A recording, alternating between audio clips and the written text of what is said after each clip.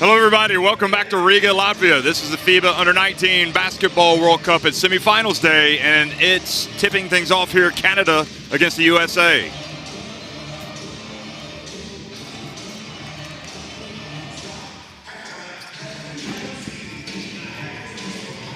Well, lots of hopes for the Canadians that they can get back to the top of the podium at the FIBA U19 Basketball World Cup. And if they're going to do it, they're going to have to beat one of the powerhouses in the United States of America.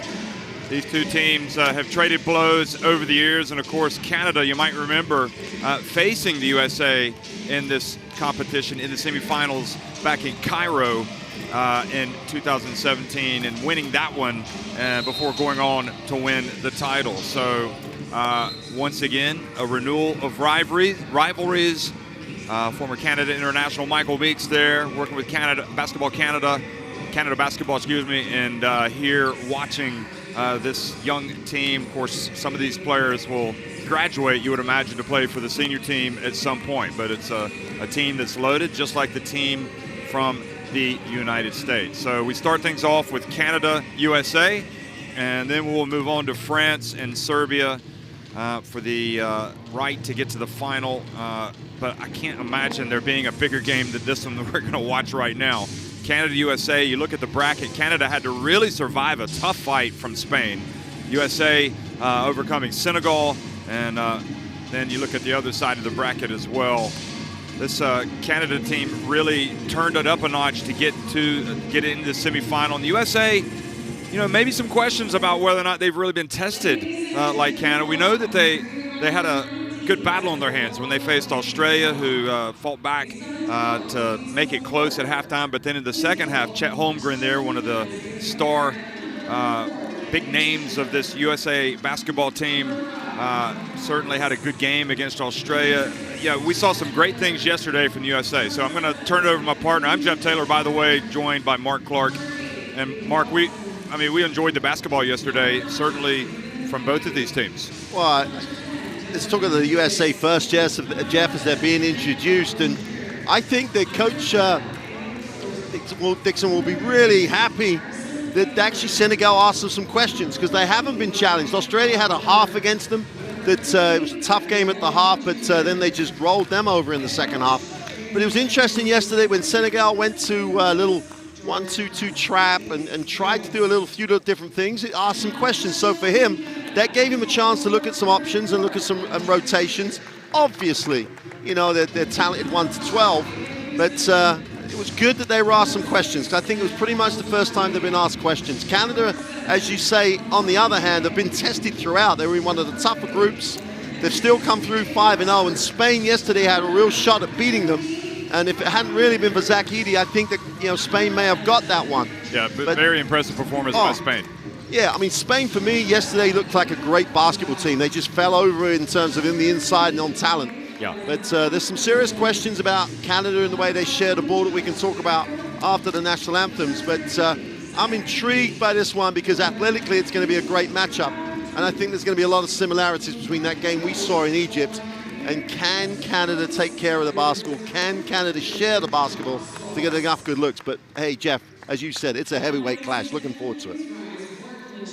Well, we'll talk more about it. We're going to pause for the playing of the national anthems for the USA and Canada.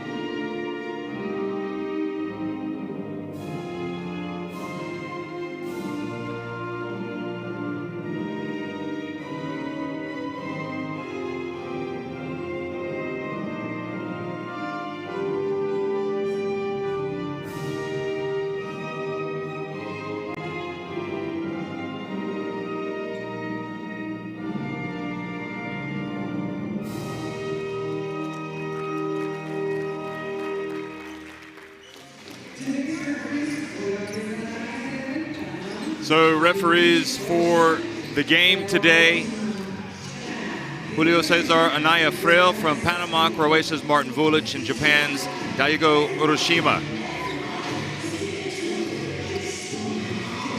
Jeff, just to carry on picking up that thing we began to talk about prior to the national anthems, as we're going to get a look at the starting lineups. That the USA are going to put an enormous amount of pressure on Canada. They're going to extend their defense. Canada are turnover prone a little bit. They were yesterday, in particular against Spain, when Spain got after them. And then they don't break you down and they don't share the ball enough in the half court. So if they're not moving the basketball and everything's on the dribble, this USA team could really exert some pressure.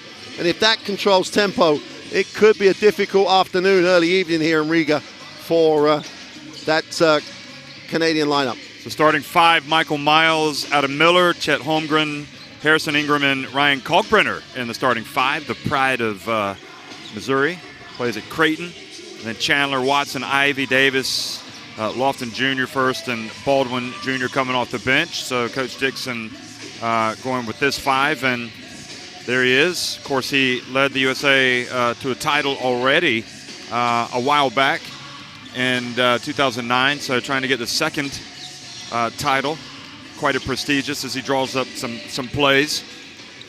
Interesting that Jaden Ivey of the USA plays as a teammate of Zach Edey at Purdue. And there's Caleb Houston, of course, had a big game and will be coached by Juwan Howard at Michigan. And sure they'll be excited about that. But they got a great basketball program. Really, these kids, they're ambitious. How long they'll remain at university remains to be seen. Caleb Houston, Ryan Nimhard, Benedict Maturin had a terrific year at Arizona. And, of course, Zach Edey that we talked about. Fisher, Owusu-Onani, great energy coming off the bench from him. And Bediako, you want to keep an eye on him, I think, coming in as well. Well, I think crucial for Michael Weir, for Paul Weir, in terms of how this game, his ability to get the ball into the right areas for Canada, because they need Edey to catch the ball where he can. If he starts to get pushed off the ball, it's going to be hard. That could be a real up at the 5 spot, could pretty much decide that Edey could really dominate. We're going to see Lofton come off the bench, but he's starting with Kalkbrenner, who had a great year at Creighton. I was going to say before the game about Lofton, I think sometimes he gets overlooked because of all the hype around other guys on this team. But I think his role, his physicality is going to be really important, because Edey could dominate with his physicality around the ring. There's a lot of size around him, but he's fundamentally sound. He holds the space he gets. He's got great soft touch. The matchup on the inside, it'd be interesting if Holmgren guards him, because it could be an interesting decision for coach to make in terms of that. Down the other end, are they going to bring Edey out the middle? Because Holmgren can shoot the basketball. So it's going to be intriguing to see how that's worked. The worry is, can Canada take care of the ball? Can they share it enough to get some high percentage looks and put some pressure on this USA team? You've got Kalkbrenner. I mean, if you just straight up who's going to guard who, you might think it would be Holmgren going up against Edey. But don't forget, Kalkbrenner had a good year playing at Creighton. Yep. Blocks a lot of shots. So they're effectively starting with a couple of twin towers. And I guess that's maybe to have an impact against Edey. We shall see. Well, hello, everybody. If you're just joining us, welcome to Riga. It's semifinals day at the FIBA U19 Basketball World Cup. Canada and the USA, a battle of the Americas. And already, Nimhard throws it off the glass, and great catch by Maturin, who puts it up and in. The assist guy has to put that in the book in the right way. I assume he'll get an assist. I don't know. Must get an assist for that. Intriguing, but there you go. We haven't talked about Michael Miles, but he's been an exciting player for the USA as well. Here's Holmgren, and he gets it inside to Kalkbrenner. Over to Miles in the right corner, and good kind of box out. Omax Prosper drives in, and, well, if you're going to take it in, Jeff, you've got to go through the contact and finish. You can't change it. How about that? Oh. And the handoff to Holmgren. He runs the floor so well. I mean, he leads them in 3 stats categories, and he's second on assists. Just does a good job all around. He was spectacular against Australia in the second half when they broke open that close game. Oh, good block by Holmgren there on Edey. And Miller now explodes, and he gives an alley-oop to Ingram. Hey, Ingram did well to finish it because it was a little bit underthrown. The interesting thing down the other end, if Holmgren's a help guy, he can challenge the shot without ever getting into that sort of one-on-one matchup that might give him a problem strength-wise. Well, they do have him guarding Prosper, and Prosper hits a 3. That's a big shot. We didn't see any threes falling for Canada against Spain. 1 for 17 yesterday from the three-point line. They're not that bad a three-point shooting team. Yesterday just couldn't get any rhythm going. They're just saving them up for today, perhaps. Here's Miles. Tough. And puts those smiles on everybody's face in the American team. He really is tough, Miles. Yep. Texas Tech. Here we go again. Prosper. Will it be 2 in a row? Nope. Edey rebounds it, gets it to Maturin, but then loses it. They stay after it, and Holmgren picks it up. Ingram to Miller, and Edey hustles down to get the rebound. Just has such an incredible presence out there, doesn't he, Zach Edey? Nembhard gets into no man's land, passes it back out.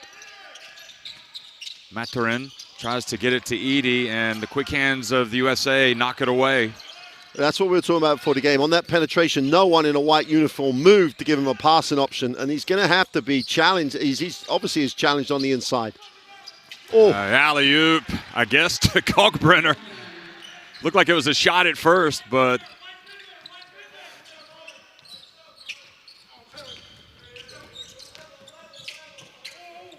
and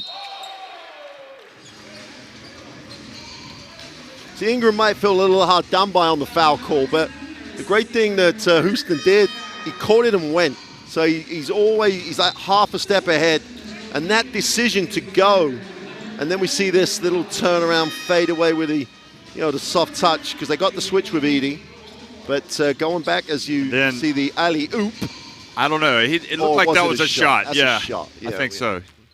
We'll call it both ways. But just going to check, see if they gave him an assist on that. Yeah, I have it.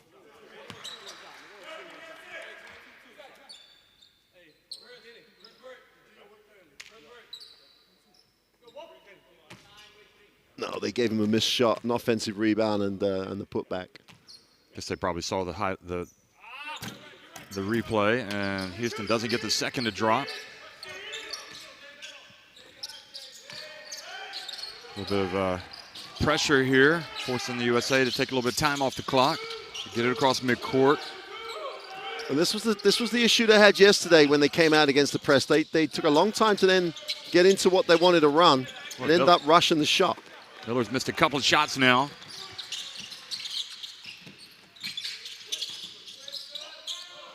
Decided to transfer from Illinois to LSU. Here's Edey, and he attempted to make the pass, and he hit it off the basket support. They've just got, again, the low post entry, questionable because it really took him behind the hoops. We see the replay of the trail and the dunk. It's a questionable pass that they threw to Edey, but the ball was in the block. No one, again, in a white uniform was moving to actually see the basketball so that he can go inside out and maybe reposition or open up the perimeter game. They're just got to move when they don't have the ball. There's Lawton. It's come into the game and makes a move down low immediately. Great strength, wasn't it? Took a lot of contact, finished the play really well.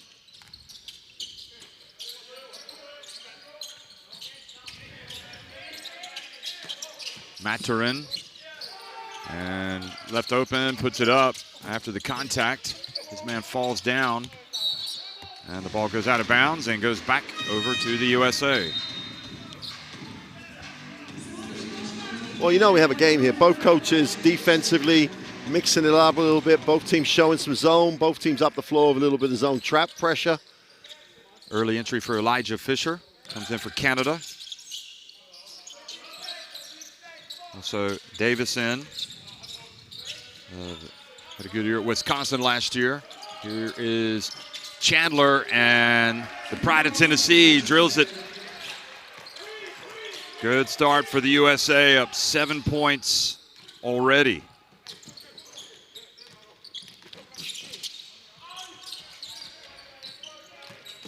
Houston, and there is Edie, and you know, Edie could have come down with that. Yep. Decided to go back up, made it a little bit harder of a shot than it needed to be, but Houston drills the three, and then he has a long look at Chet Holmgren as he runs past him. He completely ignores him, quite rightly. Chandler to Holmgren. And he Traveled. stepped out of, yep, he traveled. Okay. He's very close, though. I mean, those guys over there in the corner, boy, they are close to being out of bounds.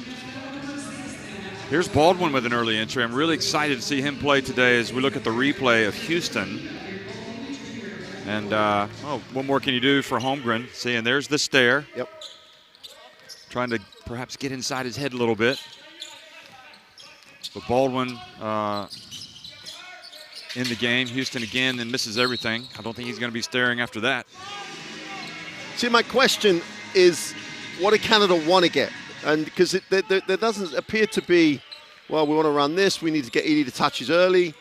And it's a little bit, whoever has the ball is a little bit one on whoever they're being guarded by. Wow, wide open. Chandler just rattles it in. And down that end, the zone doesn't mean to say you don't pick the ball up. That's the third opportunity straight where they haven't actually had anyone guarding the ball. Nice move, Houston this time, and he's fouled by Davis. And we see it every game, but Houston's made that three. Obviously has a big reputation, so they do want to get a hand in the face, but a little bit too much. Good recognition by Nimbar to get it back to him. So Davis needs to do a little bit better. Bediako comes in for Edie, who has had a shaky start, it has to be said, and also Owusu Nane comes in. Well, both coaches are going to go deep, Jeff. They're going to go deep. But I like the energy that Canada just come off the bench with. Owusu Nane as well as Bediako. Yeah, they're definitely, well, they are going deep.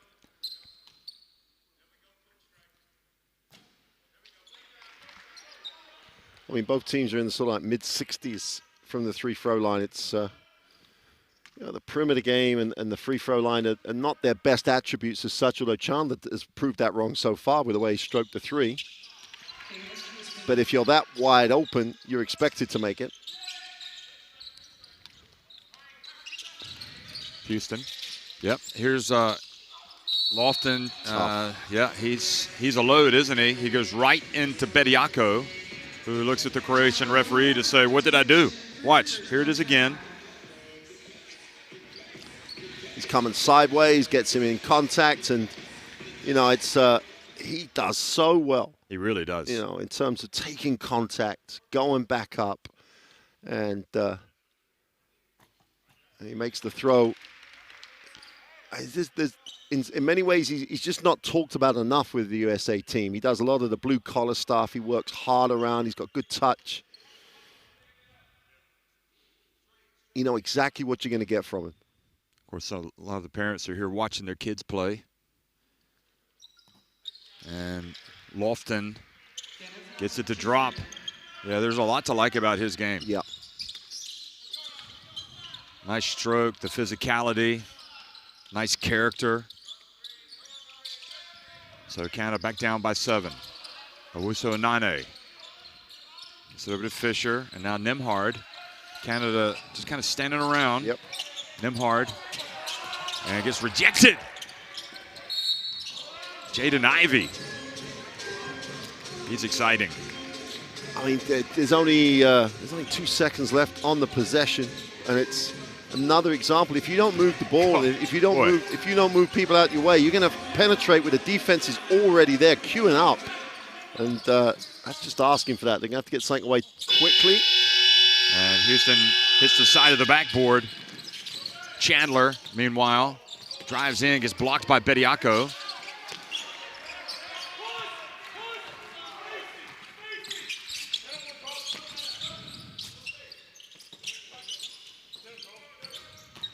Houston again. And the foul has been drawn. It really is all about penetration and kick for Canada. Or no kick. That's the issue, I think. Like here, yep. You can't see on the replay. It's a really strong drive by Houston, and fouls on Baldwin. Does a really good job getting that way and protecting the ball. But out of that shot, 4 guys in white shirts stood still and watched it. And you saw what happened with Nimhard's penetration before. He's just taking it straight down the gut of the defense. Defense waiting to block. And with the athleticism and ring protection, it's going to be a tough ask. And they've got to make that extra pass. They've got to try and play with some advantage as opposed to playing literally one on however many the defense is in the play. Just give yourself an advantage. Just take that extra pass. It's going to make everything look a lot better for Canada. Well, Houston has certainly come out with a lot of determination today.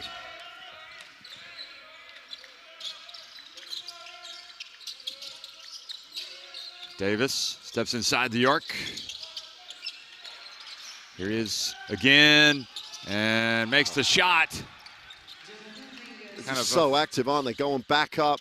No one put it's hard in the zone to find people to put your body on them. But that's what, if Canada are going to go to the zone, they've got to take care of business on the boards. They've got to put contact on the offensive player.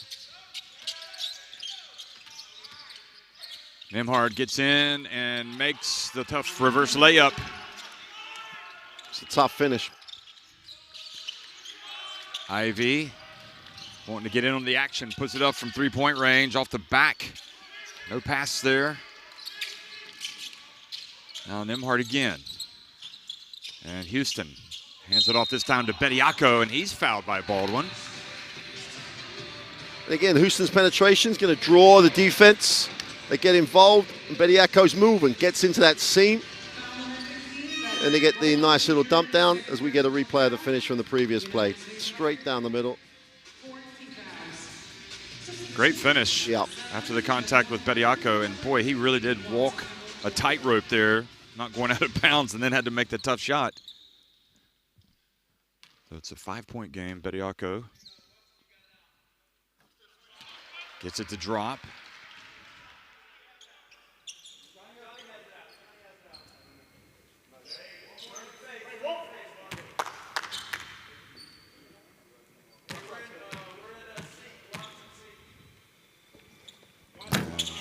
Just goes 1 of 2. And he hustles back on defense. 4-point game. USA with just under 2.5 minutes remaining in the first quarter. Peyton Watson's checked in. Passes it over to Davis. Here's Lofton again. Over to Peyton Watson. Davis kind of fades. Goes in and out. Much better, Jeff, in the zone, matching up, making them put the ball on the floor, not getting turned. Much better series by Canada. Nimhard pulls up and hits the shot. 2-point game. It's a bit of action off the top of the zone, gets a little ball screen, gets a little space. And it always starts at this end. Got to start everything at this end. Oh, ball went right through the hands of his teammate, so Canada get it back. Now Houston pulls up way downtown and bounces over the backboard.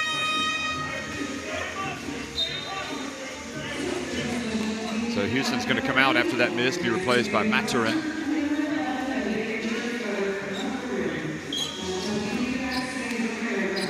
And Owosu Nane goes out, and Prosper comes back in. Caleb First is checked in for the USA. Another Purdue Boilermaker. We've seen 3 of them today with Edey, Ivy, and now First. And Miles back in over to Miller. Miller, and a 3-pointer. Well, that's easy enough. Yeah, Prosper just dropped in too deep into the foul line. The foul line was open, and once he dropped in deep, Miller was wide open, and a nice stroke. Nimhard left open, so puts it up and in. Well, we said before the game about how important Nimhard was in terms of making the right decisions, and he's really had an impressive start to the game. He'll be a teammate, Nimhard, of Kalkbrenner at Creighton. There they go.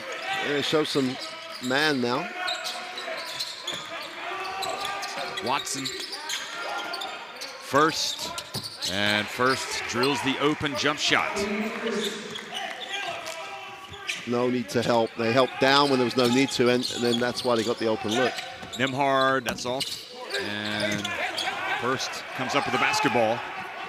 And over to Miles. So the USA up 5 and looking to hold it for the last shot.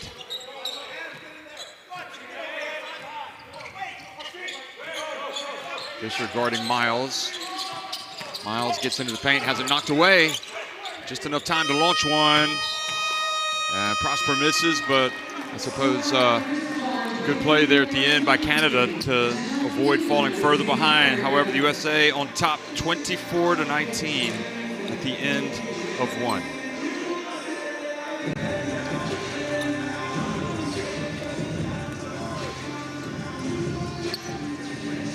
Well, it's both teams will be pleased in so many aspects of how they played. The rhythm was good. They moved the ball well down the floor, points in transition. Neither team, comes into the game like relying on its three-point shot. They've got guys who can shoot it, but it's not. This is where they're good in transition. Both teams, when they run and when they get the thing going early, are very, very effective because every guy on the floor is quick. Every guy on the floor can run. So whether you're 1 to 5, you're going to look to get things in transition.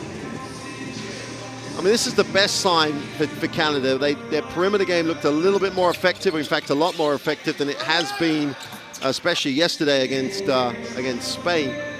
But still the concern is that if the USA keep them in front of them, or if they penetrate into space, there's just not enough options for the penetrator. Not enough options to penetrate kick. It's a little bit, you've got to make a tough shot every time you go in there. And so from a USA perspective, the recipe is pretty straightforward. If you can keep your man in front of you, if you rotate well enough, you're asking the team to make tough shots to stay with you, and that's not the answer. You've got to try and find some easy ones. For the USA, on the other hand, they've shot the ball pretty well from the three-point line. Chandler's had a nice game. The disappointing thing for Canada is they've given up offensive rebounds. Yeah, that's the disappointing. In rebounds where they've forced missed shots, and they just haven't finished off the play. And Zach Edey has not really gotten into the game. He came out. He's come back in now the second quarter, so let's see if he can be kind of almost a go-to man. Get him the ball, let him go to work. The defensive matchup for him a little bit. The two bigs at the start of the game was successful in the fact that it's created a matchup, and it created a situation he wasn't really expecting. Well, he's being guarded by his Purdue teammate, Caleb First. This is interesting.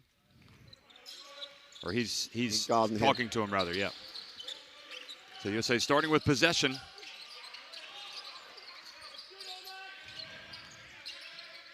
Canada is still in the 2-3 zone. Miles drifts in and misses, and Edey hands it off to Maturin. Edey did enough to take away the drive lane without really getting involved and potentially picking up the foul. Needs the ball. Here's Prosper. Strong rebound, Holmgren. He's looked much better today, I think. Yeah. Miller. Ingram, ball bounces out to him. Here's Holmgren.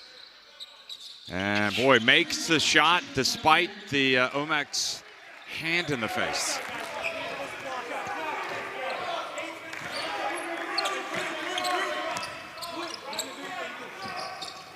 Eight points to lead already for the USA. They dump it down low to Edey, and they are certainly not letting him get comfortable down there. And I thought he was going to do, really finish it. He waited, he got himself composed, and he just missed a little gimme from 2 feet. And the free throws will help him get composed. He realizes the importance of his role on this group today in particular. So he makes the throws, he gets himself going into any sort of rhythm. Does he not just want to go up and dunk the ball? Yeah, Isn't that the best way? I'd have thought so, Jeff, but you're right, he was getting a lot of contact, and he was so worried about making sure he got balanced. By the time he decided he didn't have that option. Canada having some real issues at the free throw line already. Yep. So shooting less than 50% at the stripe after those two misses. Ingram over to Holmgren. First, second jump, nope, that one rattled out. And Edie, boy, they were lucky there because Ingram had a good look at the putback. Yeah, Canada 5 of 11 at the free throw line. 45%. Maturin, three-pointer is good. Maturin normally gets them in bunches. Had 6 against Japan earlier in this Under-19 World Cup. He makes 1. Expect him to make a few more, 2 or 3 more in a bunch. That's if his teammates get him the ball, though.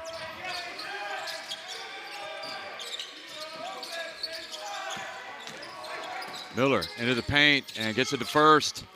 And First just weaves his way in there, uses his body well, and Edie doesn't really go for the block.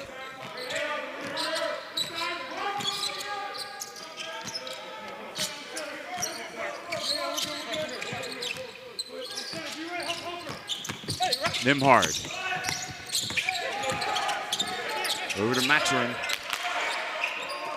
Into Edie. And this time much better, powered his way in. I thought he might bowl First over there. First is like, oh, so this is what practice is going to be like every day. Is he that big? Miles. And Miles, who's the point guard for Coach Dixon at Texas Tech. Excuse me. The drive, Nimbard, and puts it up and in. Excuse me, TCU. Texas Christian, excuse me. A lot of good basketball schools down in Texas, aren't there? Including the national champions, Baylor.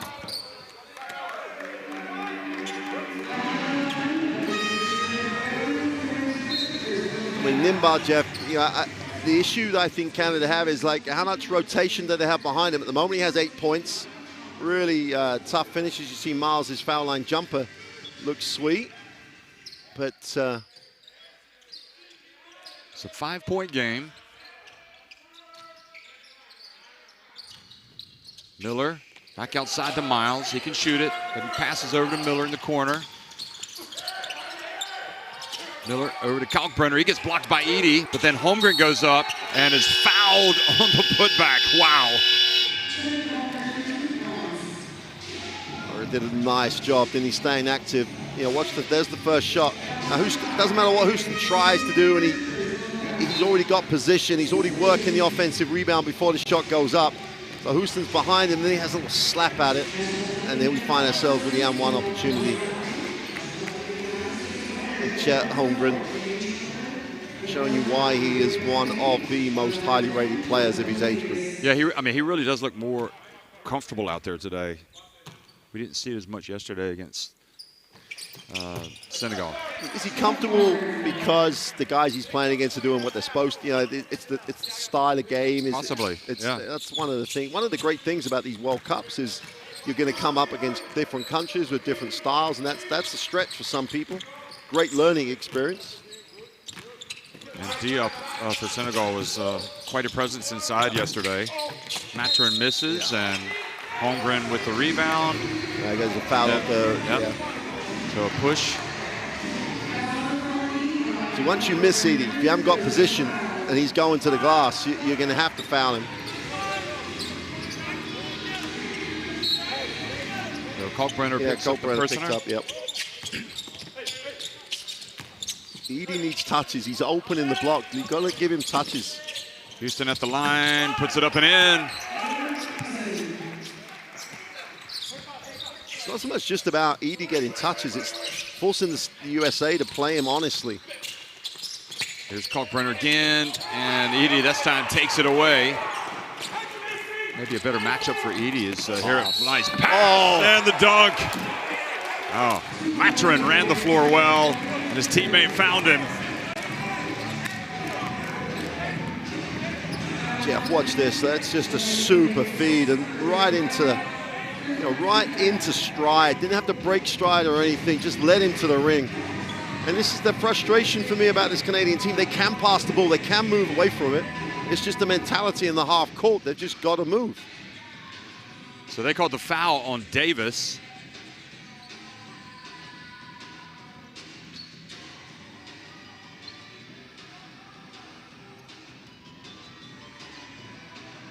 A chance to pull to within 3 now. Matron's played well here in the second quarter.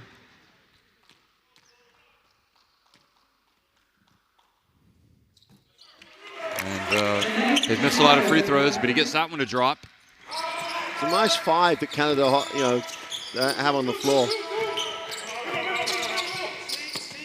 Ivy gets down low, and there was the follow for Kalkbrenner.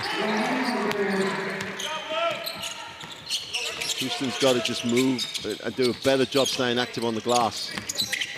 Nembhard drives in. Oh, good follow from Edey. Didn't get it to go, though. And Ivy chases down the basketball, pushes it quickly.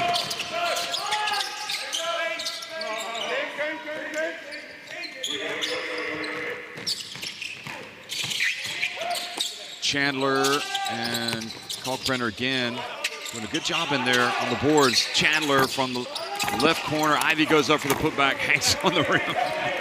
Here's Houston. And Houston blocked from behind by Holmgren. But have they called the foul on Kalkbrenner or Holmgren? Let's have a look. Oh yeah, Holmgren got him on the arm. Yep. Exciting stuff, folks. Baldwin's going to come in for Holmgren.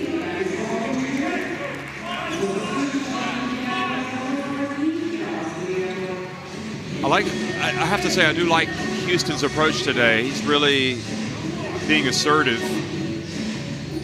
I agree, Jeff. I think offensively in particular, he's taking on that role of taking responsibility to be a major scorer. He's just got outworked a little bit on the defensive end a couple of times and on the glass, but they've also had good play from Matron and Nembhard, so it makes it even better for Houston. Yep. You can see that he loves the open floor. Yes. As well as Matron. So once again, it's a 3-point game.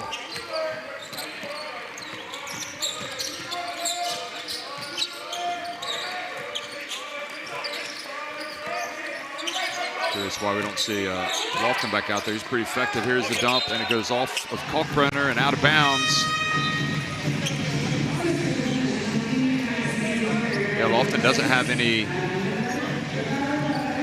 I don't think he doesn't have any fouls. No. Yeah, he's coming back in now. They look like a tougher team down low when Lofton's in there. Jeff, I would 100% agree. I think he gives them a little bit more balance in both ends of the floor. Baldwin also back in. Baldwin has a couple of fouls in the pass, and good block by Baldwin. And Owusu-Onane stays after it, but USA come away with it, and Chandler explodes up the court.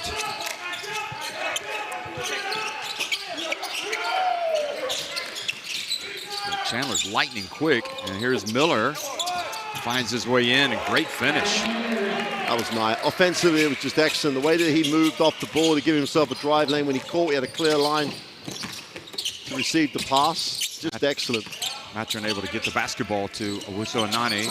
Houston puts it up. And boy, what a great rebound that was by Matron. And a reach called on Chandler.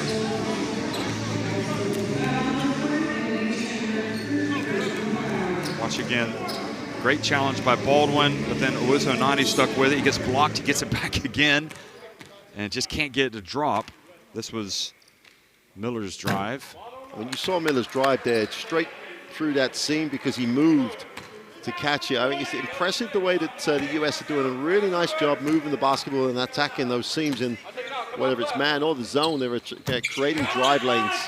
And they're getting easier looks. Even though there's a lot of ring protection on the Canadian lineup, they're getting slightly easier looks than the Canadians at the moment. And that's going to become a factor as this just develops. You can't keep making tough ones.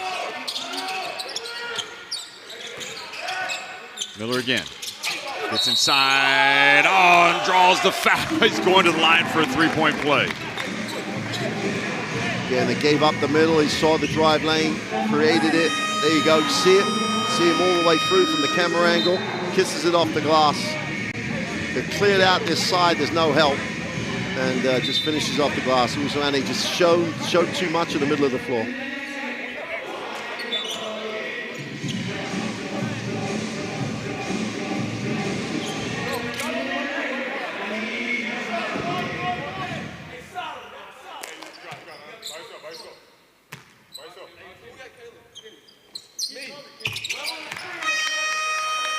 job by Miller.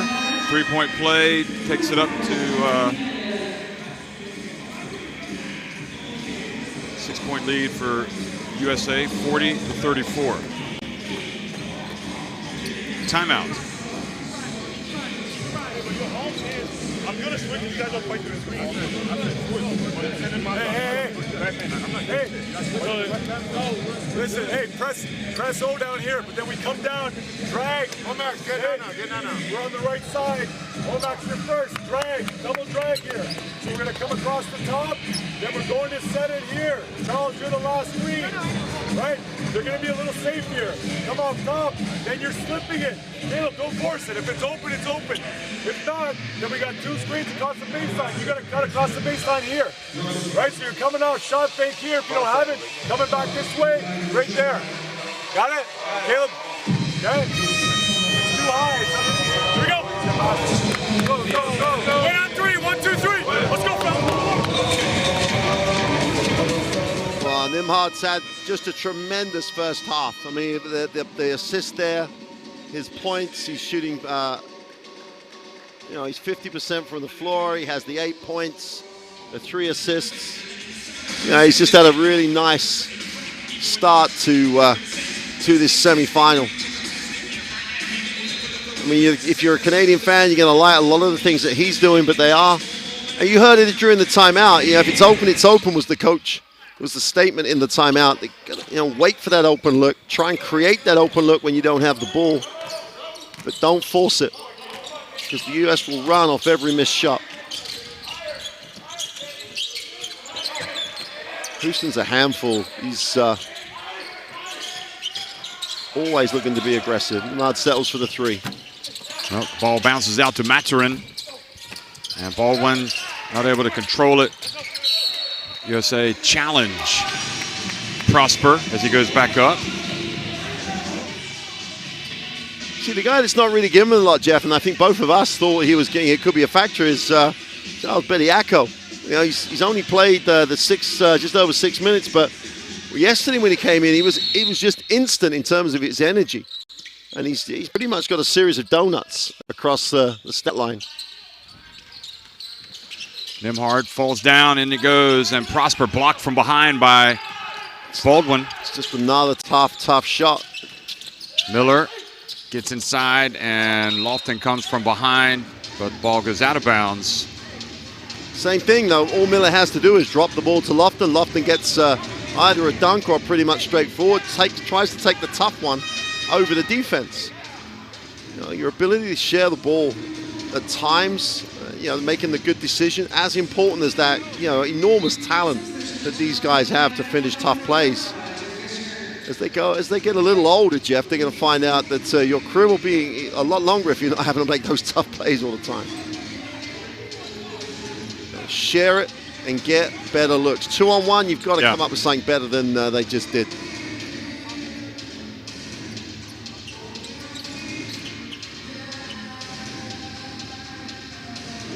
Yeah, we've seen a lot of one-on-one at this Under-19 World Cup. Not so much from Spain. They probably were the greatest example of passing and cutting, and they really were terrific yesterday. Canada saw them off, though. Here's Houston again, and puts it up and in. But again, he's creating his own shot. That's 11 points for him. Here's Ingram. And they're going to count it. Really? Wow. And I don't think the Canada coaches can quite believe it. He took another dribble after the whistle. Whistle is already gone. The whistle already goes before he picks the ball up. It's a nice move. It's not taking anything away from the quality on the finish, but the whistle went, and I would argue went before the whistle went. Yeah, I thought so. Before the last dribble. But he's turned the corner and there's no help. Well, Nimhard's right. Yeah. But you've got to take the opportunity, make the most of it. This could make it an 8-point game. And the USA have threatened to, get to double digits, and that's always that psychological barrier. You don't want to be going in if you're Canada down more than 10. Stay in the game right now. Give yourself a chance second half. Houston finds Bediako and saves it before it goes out of bounds, but then throws it out of bounds.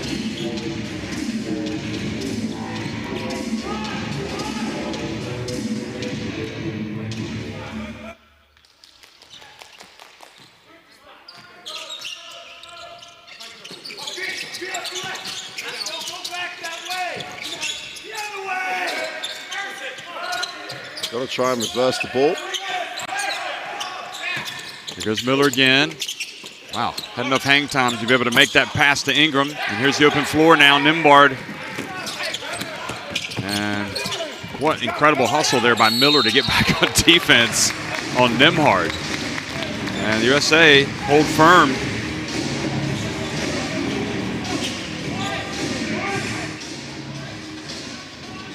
That's probably the first bad decision Nembhard's, taken and made in the whole half. I mean, he really pushed it hard, but the defense got there. So if the defense is there, don't take it. They had numbers bring it down back the out. floor. Yeah.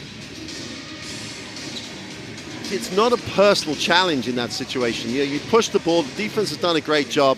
Then make a more efficient decision. The net result is you walk the other way down because there's a loose ball foul, and the USA find themselves on the line with a chance to make the 10-point game, which they won't do now because they've missed the first of the throws. But very, very impressive performance by the United States in this first half. Miles gets 1 of 2.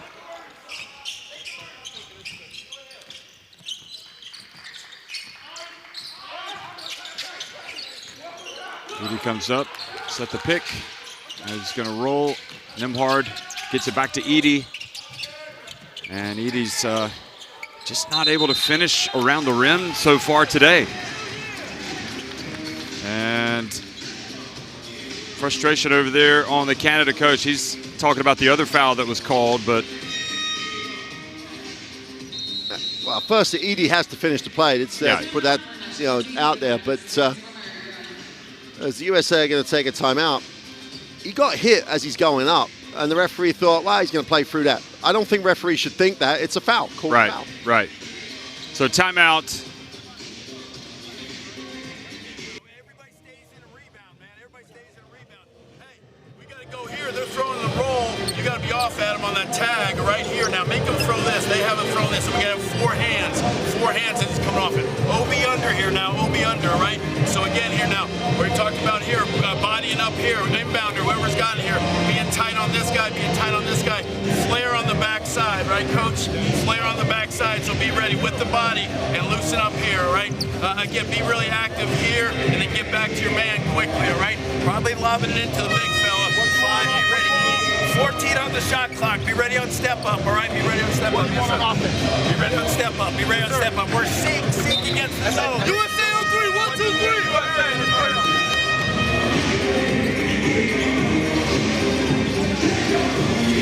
I love the quickness of Miller, though. He's really just goes at 100 miles an hour. He does have that.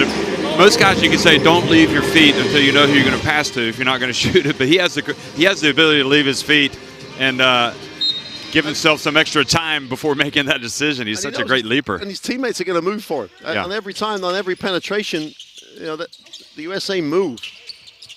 There's Edie going right up against, and he stays with it this time. I think it's almost like the light switch went off for him. It's like, wow, I better start getting it together here. He stuck with it.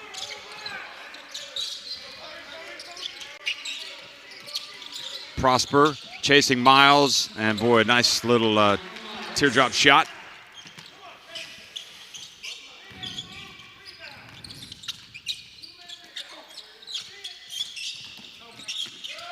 Maturin pulls his way down, and Miller gets the rebound, the corner. Baldwin, great shooter, doesn't get the drop. I didn't see him miss any in the warm-ups before the game. He's got a beautiful stroke. I mean, so final 15 seconds ticking off the clock here. Canada will try to hold it for 1. And Nembhard puts it up pretty early in the shot clock, in fact, and that's going to get, or the game clock, that's going to give Miles a chance. He gets down and gets blocked at the end, but he's fouled. Does such a good job here of using his body almost to make the foul inevitable. Just great, goes across the line of the recovering defender. Look him going across it, knows he's ahead, draws the contact, super play. There, you know, he draws the contact. It's only ever going to be a foul on the body. Going to go to the free throw line, and the worst scenario for Canada will be a double-digit advantage at the end of the first half. I think Nembhard, but Nembhard took that too soon, didn't he? Yeah, totally, 100%. And in the previous timeout, Jeff, they said, it's open. If it's open, it's open. Take it. If it's not, don't. Well, it wasn't open. It was like it was halfway to the center of Riga. Yeah. Well, the good news for Canada is they still have 20 minutes. Let's go down and listen to the coach.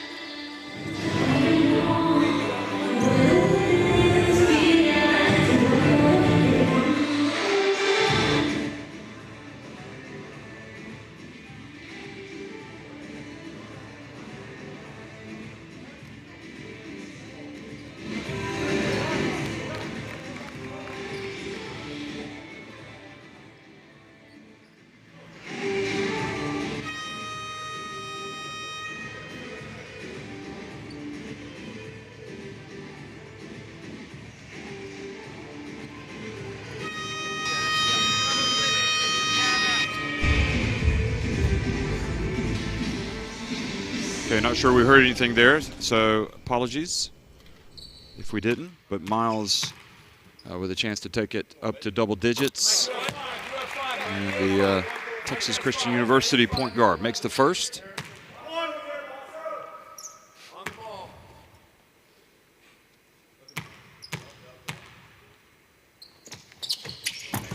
And the second.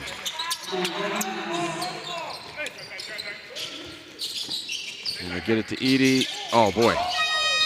And he almost turned. Would have been a disaster. There'd been a little bit more time on the clock. But anyway, USA go off leading their biggest lead of the game, 49-38 over Canada at halftime.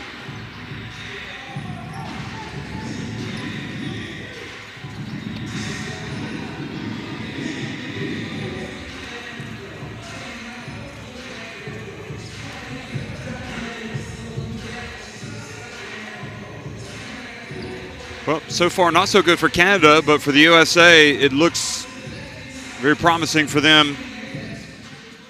Jeff, it's, you know, we've been saying throughout the commentary, you can't keep taking tough shots. They're only shooting 23% from three, 35 from two, every stat in terms of effectiveness, and then they're only shooting 56 from the free throw line. Everything is just too difficult, too tough. They've got to move the ball, create more opportunity that creates easier shots. And, you know, maybe you can word it this way. They've got to trust each other a little bit more, and you've got to move the ball to each other a little bit more. And then you've got a chance. If you want to play 1-on-3, which is what they're trying to do a lot of the time, you're going to struggle. And the best plays of the first half are going to include a lot of plays by Canada where they've made great moves or they've made tough finishes. What you're going to see the other way, before it even happens, is you're going to see plays where they're going to share the ball and get shots around the ring with no challenge. And it's just, in many ways, you could say the team with a deeper talent is also sharing the ball better than the team that's athletically as gifted but not quite at the same level as a team.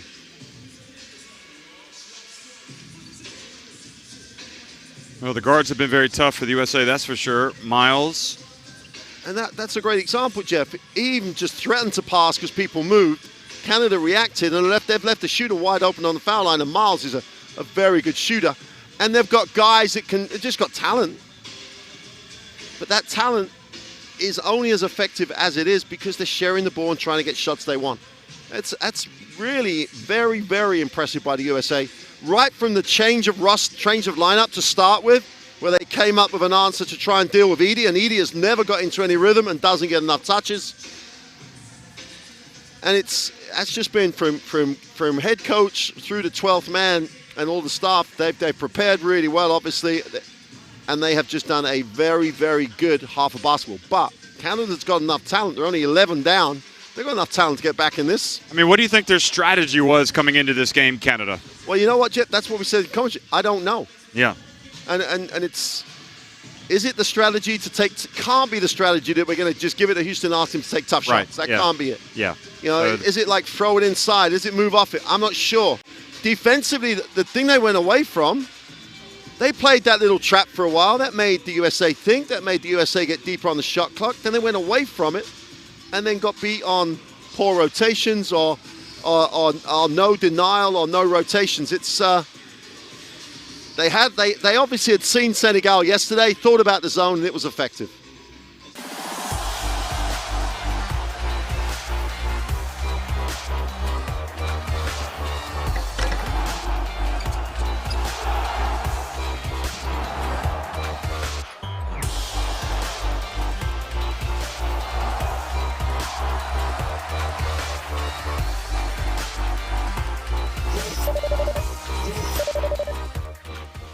We have walked this land for a long time. We know how far we've gone, and we're sure of how far we can go.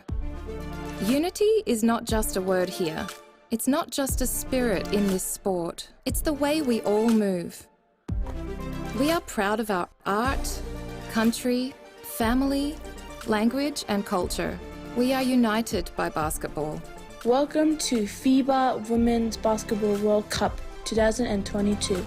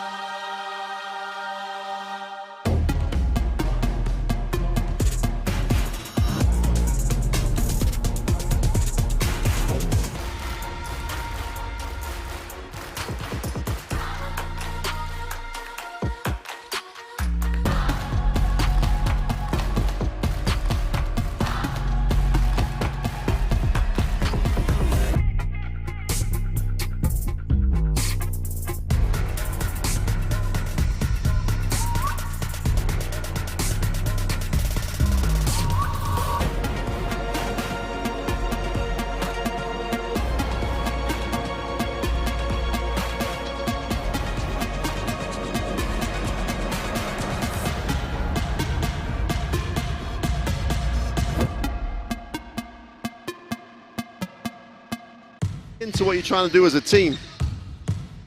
And if you're off the ball in particular, you have to be a little smart. Edie did it really well. Edie always helped and filled the middle. And there was no drive lane for any player trying to attack the basket. But then he needs some help. And his team really didn't do a great job off the ball from the weak side in particular, boxing out. And there's no real difference athletically. Canada can compete on the glass if they put themselves in the right position, box out first, and then try and run it from that. Well, USA rolled over Senegal yesterday. Well, they certainly got out to a big lead, and then Senegal played pretty well for long stretches after that, but it was never really closer than, 12, 15 points. And Canada had to really dig deep to beat a really good Spanish team who looked like they were primed for, I guess, what would have been considered an upset or a minor upset. Today, Canada distinctly second best and trailing 49-38 at halftime. So you go back and you look at the all-time medalists, and you go back 2 years ago in Greece. You were there, I wasn't. USA finishing top of the podium. They beat Mali. France were third, but Canada, they beat the USA in the semifinals in 2017 in Egypt, and then ended up beating Italy in the title game. So Canada would like to get back to the podium. They'll still have a chance. So the team that loses this game, whether it's Canada or the USA, will still have a chance. They'd have to win the third place game. Also, Serbia, France will be trading blows in the second semifinal. Of course, France with the third place finish 2 years ago, and Serbia have won this competition in their history. They've also finished second in both 2011, 2013. They won it in 2007, beating the USA in the final. Of course, France finished third that year as well. So USA probably always going to be the favorites going into all of these competitions.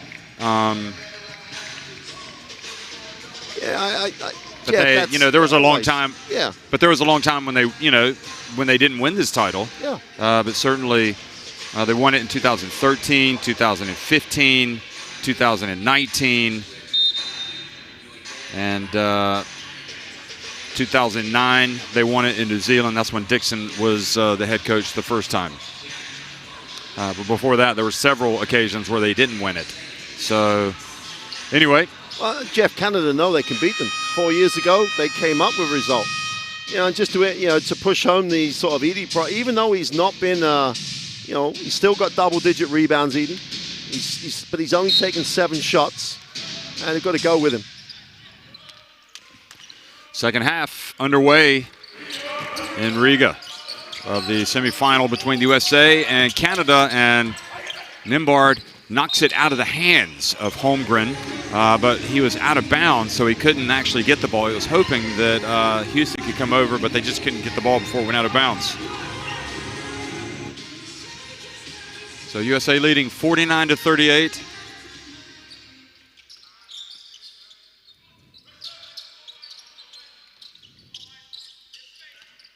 And here's Miles. Goes in and scores over Edie. Impressive. But it just broke the defense down again. You've got to stay down. You've got to try and force that penetration to where you would like it to go as a defense. Alley-oop pass. Good job, Kalkbrenner, denying Maturin the alley-oop dunk. And now an offensive foul called on Kalkbrenner, setting the high screen. Doesn't need that screen in that moment. To be fair, he didn't move. He stopped for a long while. Yeah, he was. He was set. And he maybe didn't get like square on, but he was. That's a little tough. Yeah, he was set. Canada could use a break or two as they try to get back into this. No one moves. No one moves on penetration. Everything coming out of it is tough. Maturin ends up taking a very long three-point shot. Miles alley-oop, and Kalkbrenner throws it down. Two-handed, 15-point lead. Well, he's not the quickest guy on the floor, right? and he just beat everybody down the floor and throws it down. You can't get outworked in a World Cup semi-final. Canada just have to knuckle down here. That's the way to get active and get after it. Maybe that might give them some energy, but that's poor to the possession before. Yeah, maybe the effort goes up and they will prosper. That was Prosper. It's a big screen. A little bit better. They're going to put 14 on the shot clock. Look at this. Kalkbrenner. And just to emphasize, Jeff, Kalkbrenner was on the baseline at the other end. He was helping out on the penetration the previous play. He ran the 30 meters faster than anybody else.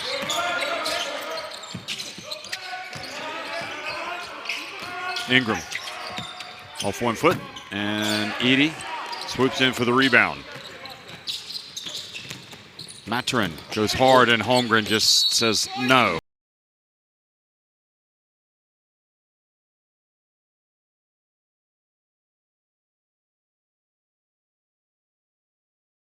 As you're going to see this, the tough lean back and the work by Prosper on the glass. 3 white shirts, hadn't really committed to the break. Maturin goes in hard, and Edey there for the follow. And he's fouled on the putback. So an opportunity for Canada. It's a nice example, Jeff, what we're talking about. Go inside, trust Edey to make a decision, went inside out, and because he's gone inside out and there's closeouts and help, he can get position on the glass. There's a real opportunity for Canada to get right back in this. If he makes this, they're 10 down. They've just got to make things hard for the USA. They're not going to stop the USA. They've just got to make it harder. And, you know, the 2-2-1 trap. Try and take time out of each possession. So Miles gets it up the court. Yeah, less time on the shot clock and good hands from Prosper, but there's Holmgren. Gets in and dunks it. Wow. Just a couple of steps and he's at the rim. He took 3 dribbles to get there, like to actually set himself to go past the flyby. And no one came across and took away that drive lane at all. It's a tough move, though. Edey powers his way, much better.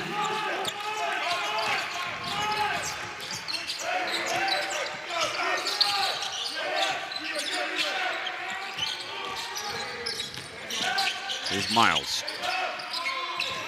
Holmgren puts it up, and Nimbard flies in for the rebound. Now Canada with numbers, and they get it to Edey again, and he goes up for the dunk, and that's really the only thing he can do. He's got to dunk the basketball, especially with Holmgren flying in the way he was. Yep. So much better for Edey. He's now awake, it appears, and going hard. Miles. Prosper rebounds it, and wouldn't be surprised if Dixon got a timeout here. A little bit of momentum for Canada. Houston open. It's good. And timeout indeed for the USA as Canada storming back, giving themselves a chance. But it's all about Edey, really. Here he is. Once again, Houston finding the big fella.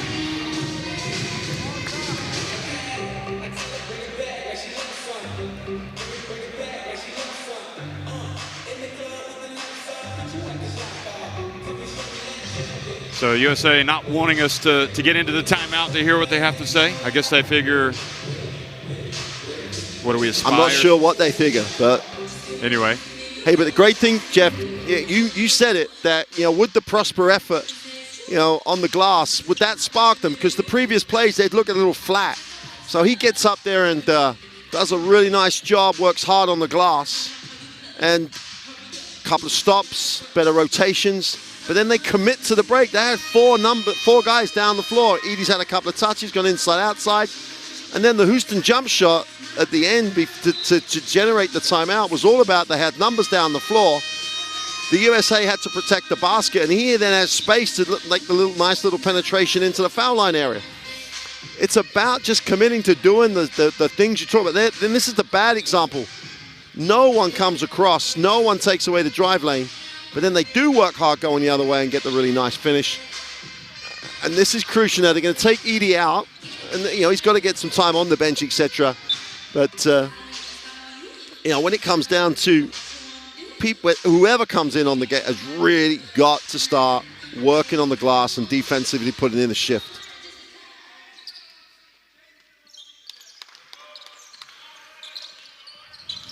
So back to a 6-point game. Big possession here for Canada as well. See if they can get the stop. Lofton spins his way in, goes right at Bediako, and keeps it alive and scores. He doesn't give up on anything, does he, Lofton? He just outworked Bediako then. Just outworked him. He gets rewarded for outworking him. Little runner from Nimbard, not there, but Prosper goes up for the rebound. Good effort from Prosper. Here he goes again. And a foul called. Prosper falls over.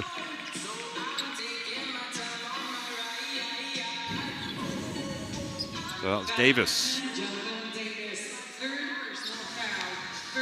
3 fouls on Davis. When you have, you've built the momentum that Canada have, and they really have turned it around just on the back of that. I still think on the back of the Prosper effort, both ends, but on the glass. You've got to keep maintaining it, and you've got to understand how you've got yourself in that position. Share the ball offensively for Canada is so important right now. But with the advantage that they were starting to have, or the impact at least that Edey was having, it needs to be back in there, doesn't it? You had the timeout. You had the timeout to get some rest. He's had a couple of minutes. He's got to go back. Yeah. No offense, but I think Lofton has just got a little bit too much power down there. Bediako gets down on the ground. He's able to get it over to Nimbard. Well, a chance for Canada. Now they've got to move the ball. And keep moving the ball. There's Houston. Like him driving to the basket there. Follow! Boy, Prosper's been excellent. I mean, if he hasn't been driving, he's been crashing the boards. Absolutely. And back to a 4-point game. Here's Davis over to Lofton, and they're going to call a charge. Looked like Lofton was trying to hold up there. I'm not sure how hard he actually hit him, but he was there. I'd have been happy with a no call, but I'm not unhappy with the charging call. Look at the effort from Omax. Prosper. Baldwin is in the game now. And Nimbard, he is fouled. Good things. At least you could say Canada, things are definitely happening as they attack the basket rather than settling for jumpers. And they're attacking the basket by getting some advantage. The ball screen and then trying to turn the corner on the ball screen generated a reaction from the defense. So therefore, again, it's how much of this, whoever the 5 are on the floor, how much are they prepared to run whatever coach is asking them to run? Late in the shot clock, Jeff, it's not a problem. If they've got guys late in the shot clock who can take tough shots, but they're not going to be taking those tough shots early. It's an interesting phase of the game because, make these two, it's a 2-point game. And Canada are the team with all the momentum. Bediako's starting to get in it. It's amazing when you put the effort in, diving on the floor, you can get other things going because you're in the game. Unfortunately, I missed the second free throw.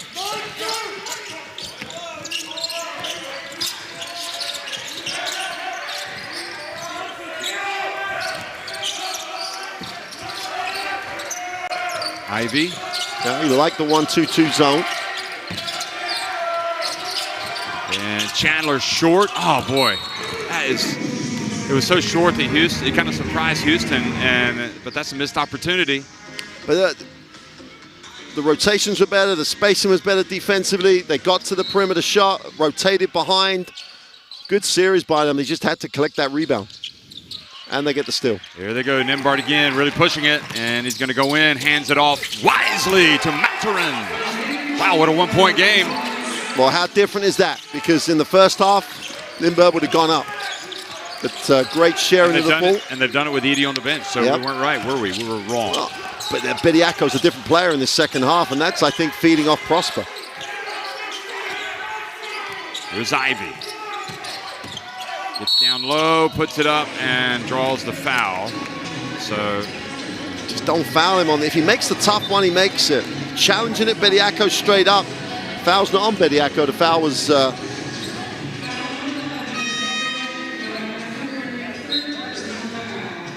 yeah, the foul was it Prosper? On the scoreboard here, they don't actually have the next to the player, the light flashing. So it was Maturin who committed the foul. All right, yeah.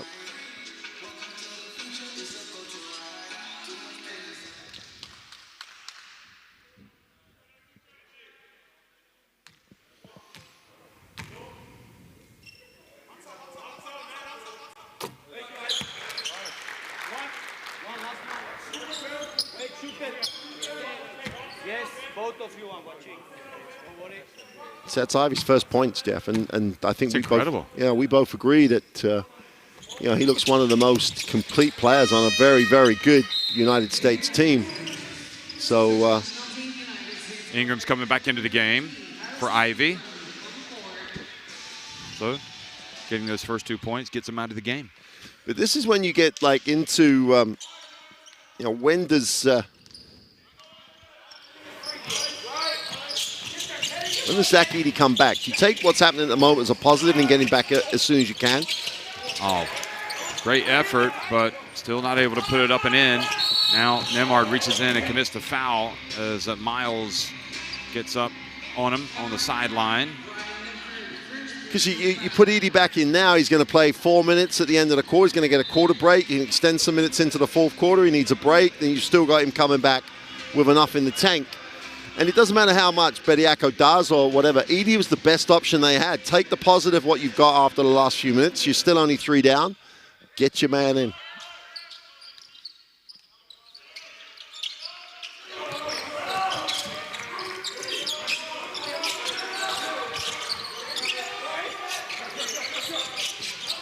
There goes Miles. Oh, just so tough. And look at Lofton. I mean, you just see the value of Lofton. Just does the dirty work. Yep. He doesn't give up, does he?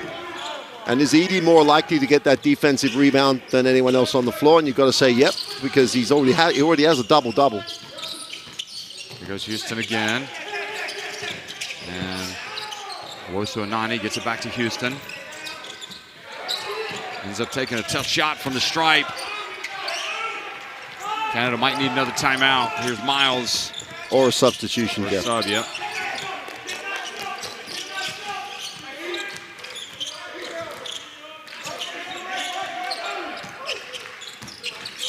Miles over to Baldwin, and just a little long, and quickly into transition goes Canada. Maturin, and no trip called. Ball goes out of bounds. Possession before, Nembhard penetrates, dumps it off. Maturin wants to score. It's just inside position. Yep. Just drop it down to Houston, and he's in a great spot for the shot. It's not about the me, it's about the we in this situation. Well, good no call, I thought, from the referee. Yeah, I 100%.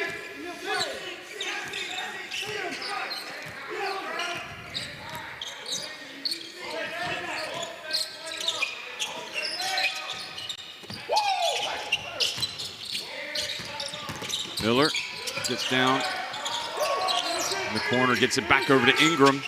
And Ingram hits it. He doesn't force it, does he? But when he gets his opportunities, he takes them and goes back up to an 8-point lead. All that work starting to get undone.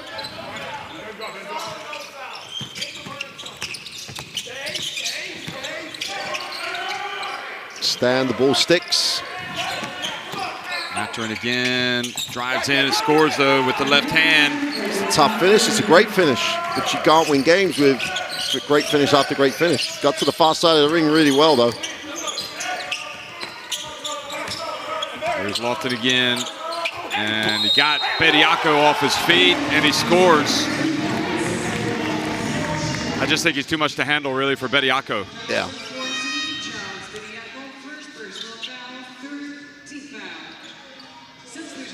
Finally, Edey's going to come back in.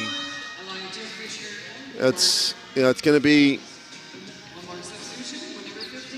I think Lofton's underrated. I mean, you know, he's in the USA national team, so in a way he's not underrated, but I'm not sure he was hyped enough, so to speak. Yeah, 100%. I think, Tough. you know, he's got a, well, he's going to have a pro career, full stop. Everyone knows that, but at a high level because, you know, he works hard. He does the things that every team needs, people at that, and he does it with a high level of execution and quality. Look at him push Edie out as well. Here's Nembhard. And from the right, Fisher misses everything. Elijah Fisher. So the USA have pushed their lead back up to 9. Looking to stretch it further. And this time Edie blocks, and that's what you get. Yep. If he's aggressive, it's a different prospect for the USA attacking the basket. Nembhard pulls up on the break, and that's a 5-point swing. Again, it's that, because you're in transition and people have to protect the bucket, he pulls up, he's in rhythm, and that's a shot he'll practice early in the clock. Take shots you practice. All about Edie's block, though. Yeah. Miller, nowhere to go, travels. And it just changes everything, doesn't it? Because he looks up and he sees Edie. Yep. Here it is again, the great block by Edie. And look how much space he has when he pulls up, because the defense is having to get into transition, having to protect the ring.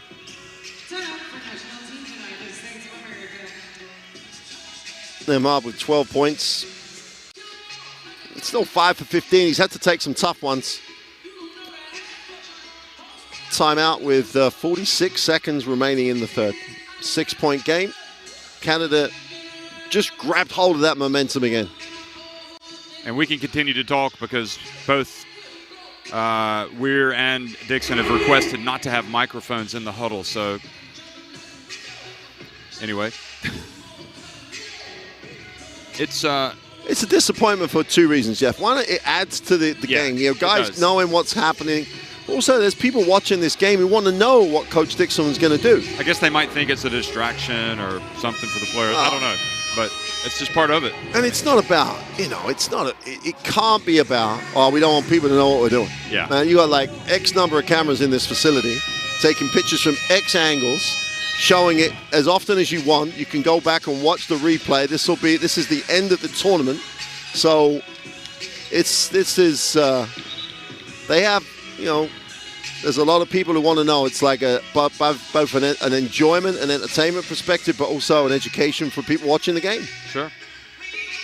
So Holmgren comes back in for the USA, as well as Kalkbrenner and Chandler, and I think Canada still have the same unit.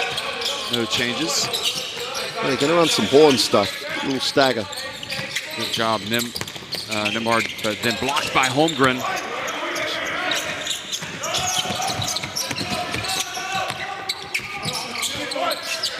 Ingram just looks so strong with the ball. Picks it up and hands it off to Chandler. USA didn't have something early, so they're going to run something. They're going to run the same type of play. Chandler can shoot it. You got to watch him. He tries to get it. He does. And Edie, well, that is a great play by Kalkbrenner, because even though Edie went up for the block, because he was going for the dunk and strong, he got the foul called. Well, here's the difference. The USA running a similar play, ended up in a similar location, share the ball, get a foul, whereas down the other end, Nembhard tried to take a poor shot, the only way to describe it. I think he just forgot the shot blocking of Holmgren down there. You forgot that Holmgren is this tall, this long, and has already blocked X number of shots. But he had pass options. Yeah. And they've demonstrated clearly, in this third quarter in particular, that they have the ability to share it. They're making decisions not to. Final seconds ticking off the clock in the third quarter. Here's Nembhard again, and it gets blocked, and then Edie follows for the dunk. The one, you know, it works often for Canada if they do drive, because even with the misses, especially when Edie is crashing the boards, or Prosper, Omax. Anyway, USA on top 69-63 at the end of 3.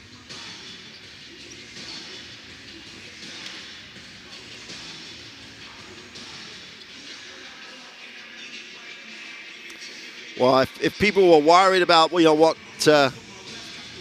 Canada could do, they're still, percentage-wise, they still haven't done a great job in terms of like shooting percentages, but they've just done such a much better job on the offensive glass. They've got 21 offensive rebounds, Jeff, and they've just gone to work. And a lot of that is in transition. A lot of that is when they've actually generated rotation from the U.S. defense.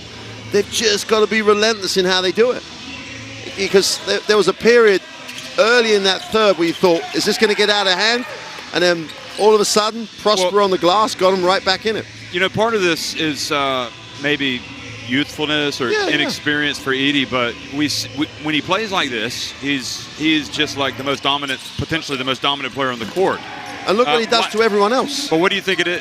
Why does it take this long for him to get into that? Just inexperience, or is... No, I really do think in the first half he didn't get enough touches. Yeah. Some of our you got to feed him. If you don't feed him, he's going to go hungry and he'll lose interest. And I'm not sure if it's not as basic as that, but then again, he's crashing the boards there, getting the offensive rebound and put back. And defensively, he's been much better. But if you get touches, if you're in the game and you're in the flow of it, that last play. Okay, it's the end of the game, end of the quarter. They get the high pick and roll, and he knows the shot's going up, so he's crashing the glass. He gets that, and he's right in the rhythm of everything. They need to play him as long as they can in the fourth quarter, as long as they can. They just need to ride him as long as they can, because everybody else on his team is better when he's in the middle.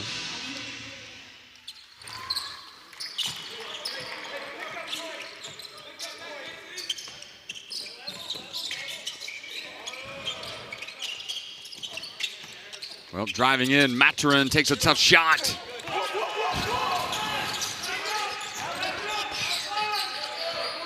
And USA again, up 6. Chandler. Ingram wide open. This time.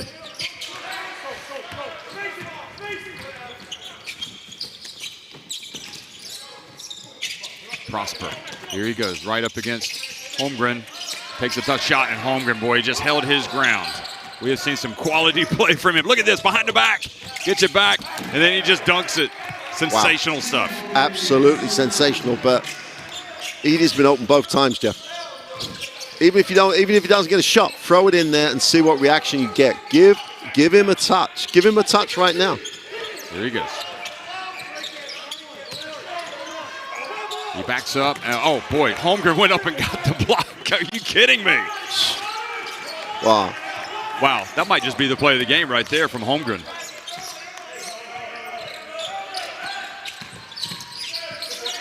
Miller. Holmgren trying to post up now on Houston. And then loses it out of bounds with 3 seconds on the shot clock. Look at this. He gets the block there, and then gets out on the break and behind the back pass, and then dunk. I mean, he pretty much did everything on that play, didn't he? And then, just when you think he can't do it anymore, he goes down and he blocks this play. Zach Edey here. Look at this. There he is, and Edey gets it back. Good response. Houston on the break, and unsportsmanlike foul has been called. Wow. On Miller. So arguing that he wasn't playing the ball. I think he's going to go past him, which is the problem. Watch. He's gone. He's gone. It has to be. That's not a realistic attempt in that situation to play the ball. That's what the referees decided. Big 2 shots. Houston makes the 2 and the possession. All of a sudden, all that work by Holmgren is undone if Canada make the 2 and get a good shot going with the possession.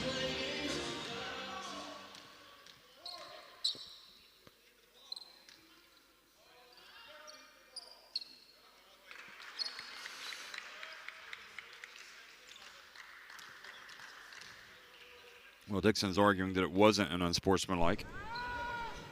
It's one of those moments where you made your point, and if you carry on, the official will get a little disappointed in you. And so Canada they haven't made their free throws. Obviously, it's been a problem, but they make those. Mm-hmm. So it's a 6-point game.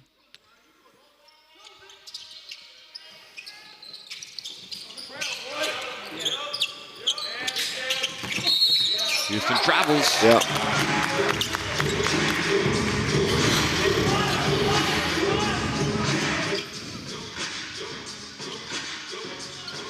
Jeff, they have a real chance here, Canada, to turn, to get over the hump at the 6 points. But they've got to share the ball. Got to play defense, absolutely, obviously, but got to share the ball. Miller. And look at the hustle from Ingram, but he was out of bounds.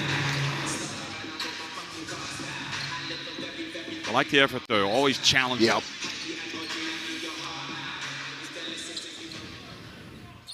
You were worried for Canada with the turnovers coming into this game. And right now, just looking, just 7 turnovers, so it hasn't really been a problem for them. No. Nembhard. Well, Nembhard's played a lot of minutes. When Nembhard's been out there, he's okay. He's only had the one poorer game. That was yesterday. Once again, Edey follows and gets it out to Maturin. I mean, the USA did so well there to prevent Edey, but he found his teammate, and then Kalkbrenner hustles down, beats Canada down the floor. Can't happen. That's 22 offensive rebounds for Canada.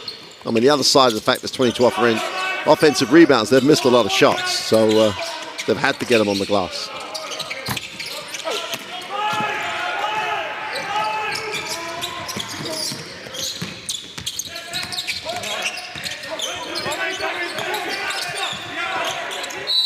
So, steps out of bounds. It'll be USA basketball.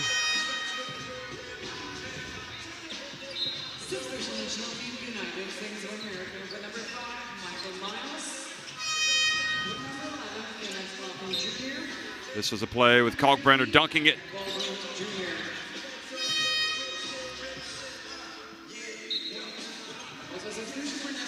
So 5-point lead USA, and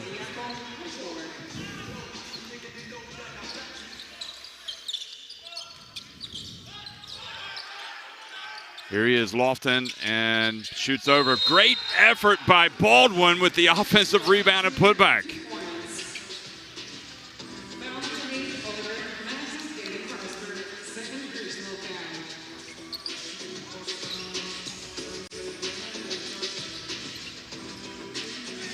Look at Baldwin. USA really attacking the glass.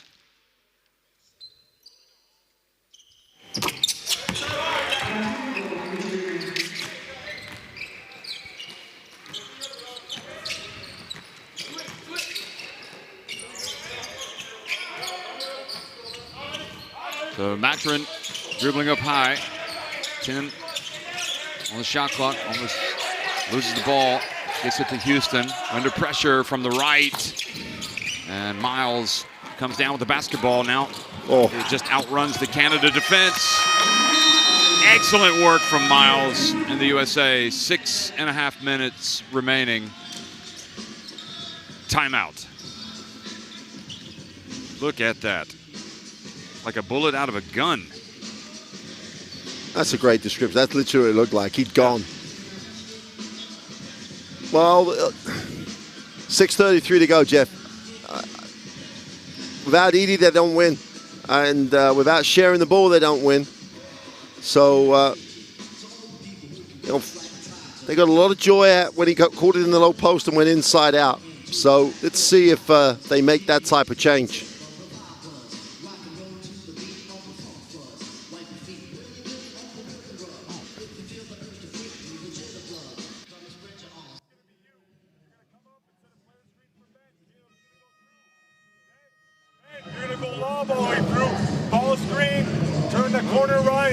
Omax, you're diving. You got Charles and Ben on weak side.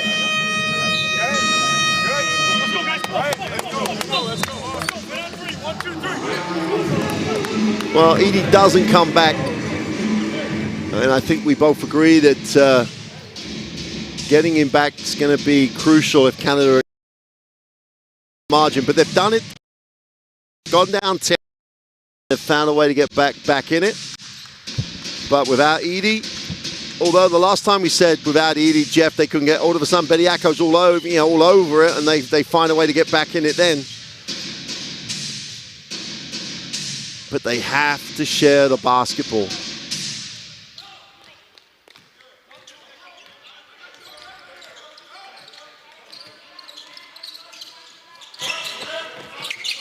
By the way, we got the words that time from We did. so I don't know what's going on here.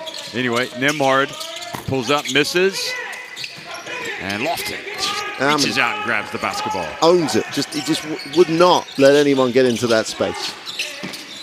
Going to reward him. Lofton again gets Bediako off his feet and draws the foul. That's a great decision. It's a super decision by Miles coming down the floor.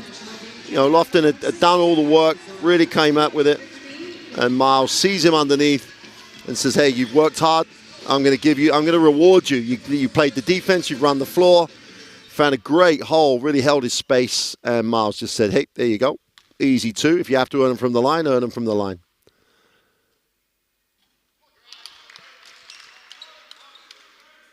Some of those USA parents, I think Jeffy referred to with a missed free throw. It's only a 10-point game. They know how quickly Canada could get back in this. Yeah, they've already shown us today how quickly they can do it. But Edey in the game. And again, makes a big difference. Here's Houston. Good. Well, Miles had decent position there. Again, decides to bring it back out this time. And Baldwin, there. That's what we thought. And he drills the three. And that is a dagger. Miles, though, again, Jeff. You know, why do I need to force it? I've got a shooter wide open behind me. I'm going to give him the ball. Look at Lofton knock it over to Miles. And again, on the break, 2-on-1. Chandler goes in, and the USA broken this thing wide open. 84-68. And Miles is the catalyst for that. The way he shared the ball on 3 consecutive plays, has just really hammered it home. Just shows the difference when you share the ball, find the open man. Mathurin drives in. And they're going to call it. Charge called from the baseline.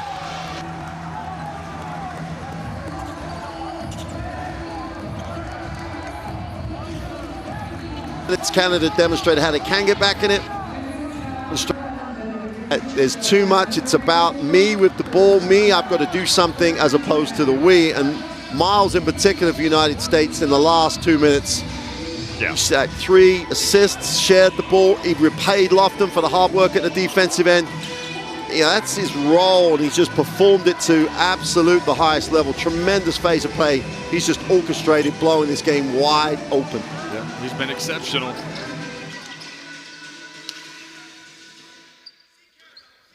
It's a little bit of a smaller lineup for and they've just pushed, and they've played defense. Been exceptional, absolutely tremendous phase of play. Baldwin again. Lofton, another rebound. I mean, he's a workhorse, and they are in full flow right now. USA have blown it wide open, up 18 points, 4:40 remaining. That's a blink of an eye, 18, isn't it? Up 6, up 18. It's a 12-0 run. And look at that, Nembhard can't hold it, and Chandler goes in. Oh! And hopefully he's okay as Baldwin followed him. Chandler came down awkward. He tried to go for the dunk, and he might have hurt his side there. And USA running down. That's Jeff, see that. Yeah, you hate to see it. Because he went up to dunk it with 2 hands. Yeah. He didn't get it, and then just lost his balance, holding his side now. Here it is again, watch. Oh, he got caught on the ring. Did he get the wind knocked out of him, maybe? I hope that's what it is, because he came down hard, but because you saw he almost got caught up on the ring, and his feet just continued to go right underneath him.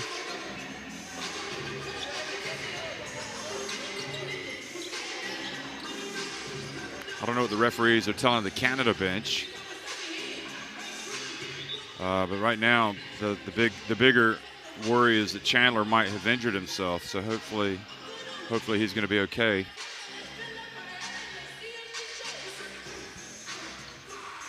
I mean, they just smelled an opportunity, he did, to get the basketball. And you just got to respect how quickly he was to beat Nimbard to the ball. Yep. Nimbard didn't want to get it and then go over and back.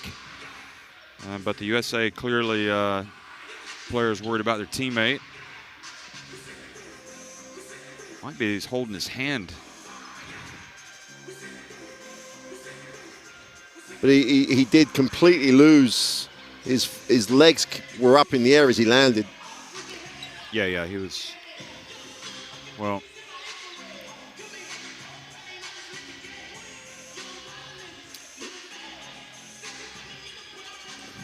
Chandler I thought he was really good yesterday. He's got 7 points today, 5 assists and 3 rebounds. And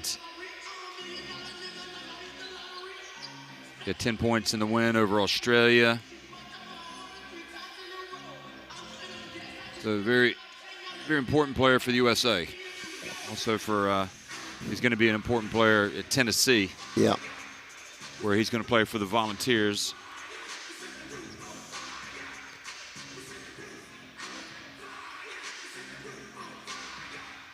I mean, I hope this is a positive thing, Jeff. That the medical staff are now. You get the impression that no one's panicking down there. So I think they're just trying to check out how he feels, what's happened.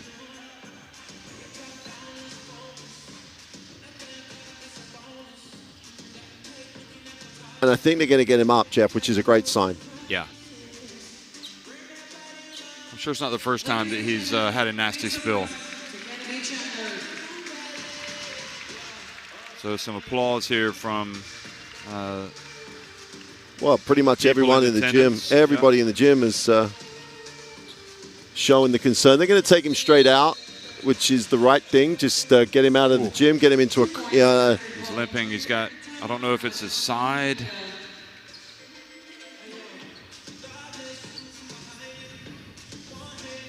Well, the great news is that he's up and he's being taken out of the arena under his own steam as such. A little bit of assistance, but... Definitely limping, though. He's definitely limping. He's kind of holding his... Oh, boy. Anyway, we can't... We can't speculate, but what we can say, he's walking out with just a little bit of assistance, and that's... I would be surprised if he plays tomorrow after watching that. Yeah.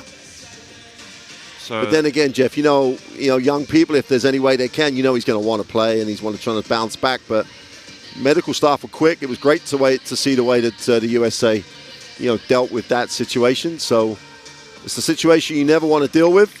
But it's when you have to be faced with it, you're not thinking, you're just into that process, and that's what they did. And it's the unfortunate end to just a tremendous phase of play for the USA. They're up 6, and you're thinking, Edie's back in the lineup for Canada. What's going to happen? Yeah. And what happened was a full 10-0 run. Well, Canada, they're not going to get all back at once, but they almost have to, really. I mean, they don't have much time. 4 minutes and 26 seconds, down 20. And no time to spare. They got to go. It's go time. Houston launches the jumper. Edie there for the rebound, and Edie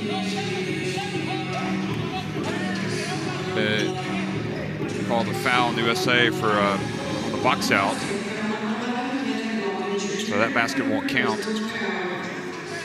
So he fouls on Lofton now.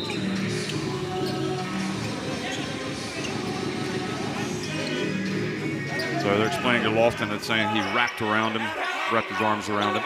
Something they're looking for here, always. So Nana gets it over to Nimbard. Again, they don't have much time. Nimbard back out to Houston. Has to settle for a long 3, and he gets it to drop. Well, if you're going to get any basket, get a 3-pointer.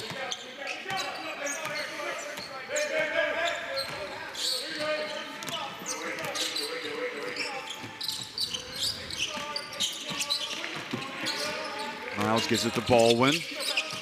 And Baldwin Ingram did a good job there. A little bit of miscommunication. He gets the basketball. Here he is. Back to Lofton. Well, let's see what he's got in his arsenal. No, doesn't hit the three. Now Nimbard. 3:24 remaining. Houston again. Right corner. Good. He's compared to yesterday. And it's another example. When they give him the ball, when he's got that advantage, he's a really good shooter. Oh, he is. It's just that when he puts on the deck and he's going at 3 players, and putting it up is when, that time he's open, hits the 3. There's Lofton again. Passes over to Miles, and Miles misses. Well, Owusu Anana, never say never for Canada. Got it back to a 14-point deficit. That would have been big if he'd knocked it in. And now 2:40 remaining.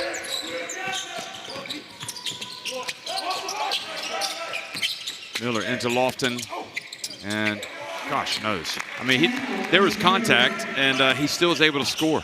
Just creates a little bit of space. Edey. Yeah, with a little bit, he has enough contact to stop Edey being able to block it.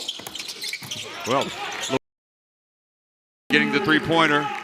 So it's back to a 13-point deficit. Still a chance for Canada. They need stops and points in a hurry.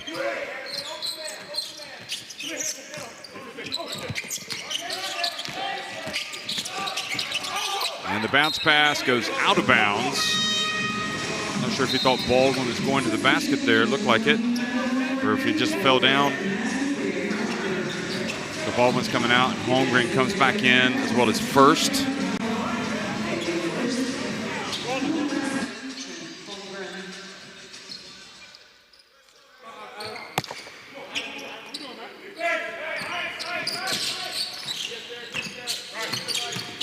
Neymar gets it to Edey, and he misses a shot, but a foul's called. You're right, Jeff, though, there are times in those plays you want Edey to go through the contact. But, this will put it, if he makes both, gives him a 15 and 14 game, 15 points, 14 rebounds if he makes these 2. It's just that at the moment they're down to a team that's had contributions from 1 to 12. So he misses the first. Canada, they're in the mid-60s right now percentage-wise at the free throw line. Makes the second. Mid-60s is where they've been on the tournament, but don't forget they were like under 50 for a large chunk of the first half, which dug them a little hole. So full court pressure here. The USA, they got to hurry. Are they going to get it across? He did. That was close. Miller dumps it to first. And first scores, or tries to score. Edey gets the rebound. Score and a stop. They're right in it. Houston with Holmgren right in his face, in his grill. Shoots it too long.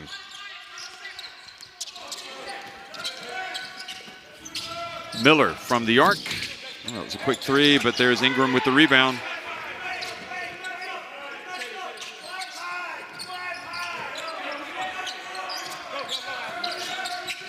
So the USA closing in on victory here. Miles puts it up, in and out. There's first. Misses, but they stay with it. Look at the offensive rebounds. Nimbard finally gets it for Canada. And Holmgren held his ground. Ball goes out of bounds. It's going to be Canada basketball.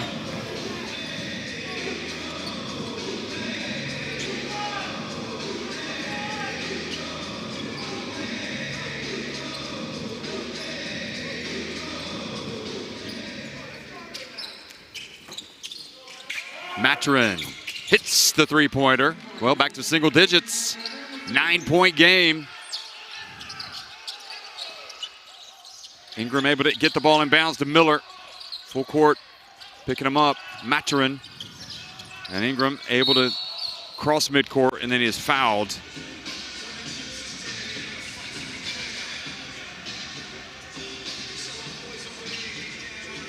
I guess the injury to Chandler just kind of like disrupted the USA a little bit, didn't it? Well, it completely, they were in such a good place when he went down. You can imagine, he makes that 2, they get back on defense, and the game's just flowing. Yeah. Canada had called the timeout anyway. There would have been a break, but, young guys that are going to be concerned for their teammate. It doesn't matter what you, and the game, they're up in the game, so the automatic thing is that becomes more important because they think the game is done. And, you know, it's only a 3-possession game, obviously with, the USA still have the possession. Mathurin is fouled out, though, on that play, so that's a weapon, certainly, offensively. Canada will try to get the steal.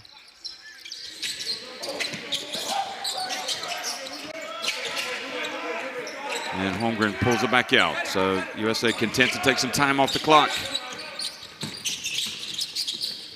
Miles, oh boy, so clever, isn't he? Wow. Just, the more you watch him, the more you appreciate how good he is. Yeah, he just completely in control of the situation. And his almost, it wasn't single-handedly, but he really did lead that run. Edie with the follow. And USA now with 20 seconds remaining, closing in on a spot in the final of the FIBA Under-19 Basketball World Cup. Ingram has it. Holmgren slips. So Canada will get it back with 7.1 seconds.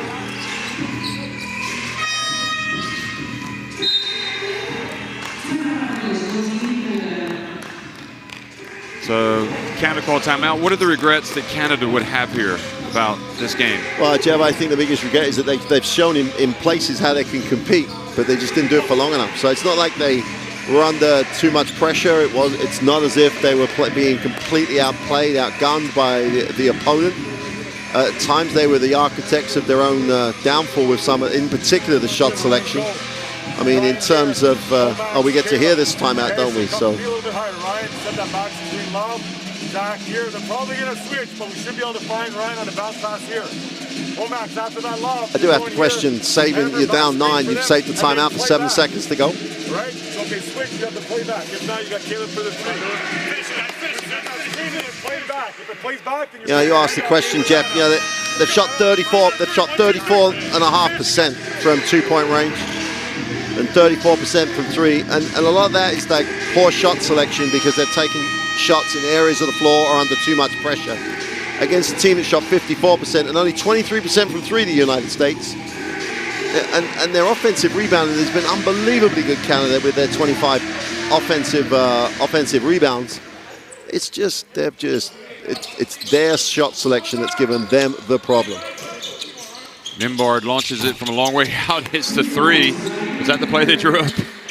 And, well, it makes it more respectable. But the USA do what they came to do. They win 92-86 and advance to the final of the FIBA Under-19 Basketball World Cup, where they will meet the winner of the next semifinal between France and Serbia.